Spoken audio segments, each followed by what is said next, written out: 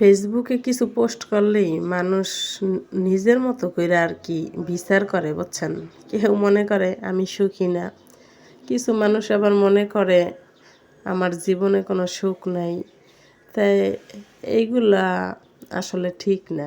কারণ হইছে কি, মই কইতেছি হনেন, মানুষ মানে বাইরের চারিদিকের যে পরিবেশ ওইগুলা দিয়েই কিন্তু অনেক ধরনের অনেক পোস্ট করে, আবার করা যায়, ঠিক আছে? তাই হেইয়া দেখে আমরা ওই যে কইবেন যে মনে হয় সংসার জীবনে সুখী না, তাই মনে শান্তি নেই, এই কথাগুলোর কোনো মানে হয় না, ঠিক আছে? কিছু মানুষ আছে না, ভিডিও বোঝে না, উল্টা পাতালি কমেন্ট করে, এইসব মানুষ আর কি এইগুলা করে। তাই আজকে কথা কিন্তু ক্লিয়ার করে দিলাম, বুঝলেন? আশা করি বুঝতে পারছেন। ফেসবুকে দেয় মানুষ বিনোদন জগৎ, যে যার মতো করে এই সুখের দেবে দুঃখের পোস্ট দেবে, এটা কোনো কথাও না, কোনো ব্যাপার না। যে আর যেরকমের ভালো লাগে আর কি, এটা বিচার করতে আপনারা আইয়েন না, ঠিক আছে? পারলে আপনারাও দেন, কোনো সমস্যা নেই। তাই আসসালামু আলাইকুম, কেমন আছেন হকগোল্ডি? আশা করি হকগোল্ডি ভালো আছেন। তাই যারা যারা আমার ইউটিউব চ্যানেলটা সাবস্ক্রাইব করেন নাই, সবাই কিন্তু সাবস্ক্রাইব দেবেন, হ্যাঁ? আর ফেসবুকে সবাই ফলো দিয়ে পাশে থাকবেন। আর এই হয়েছে কলমগো, ওই যে গণ্যদি, আর হয়েছে গণ্যদি আর কালকিনির মাঝখানে আছি মোরা কিন্তু এই যে মানে নৌকায় করে ওই পার যাইতে আসি।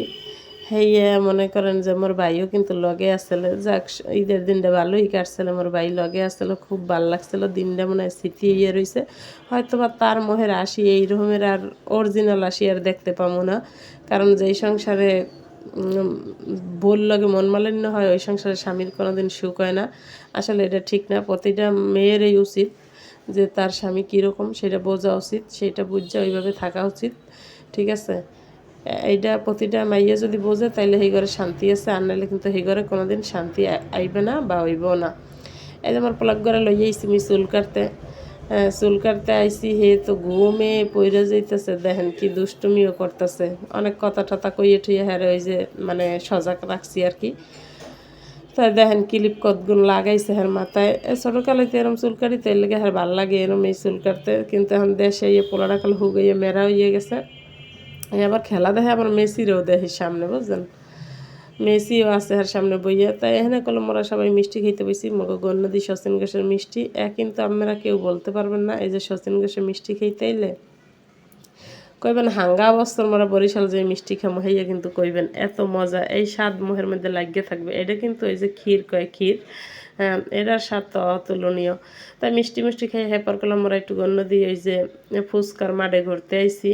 বালুর মাঠ কয় যেটা বন্দরে বালুর মাঠ, গণ্যদি বন্দরে যেটা বালুর মাঠ, ওই জায়গা। আসলে ভিডিওটা কেমন হয়েছে হকগোল্ডে কিন্তু জানাইবেন। সবাই ভালো থাকবেন, সুস্থ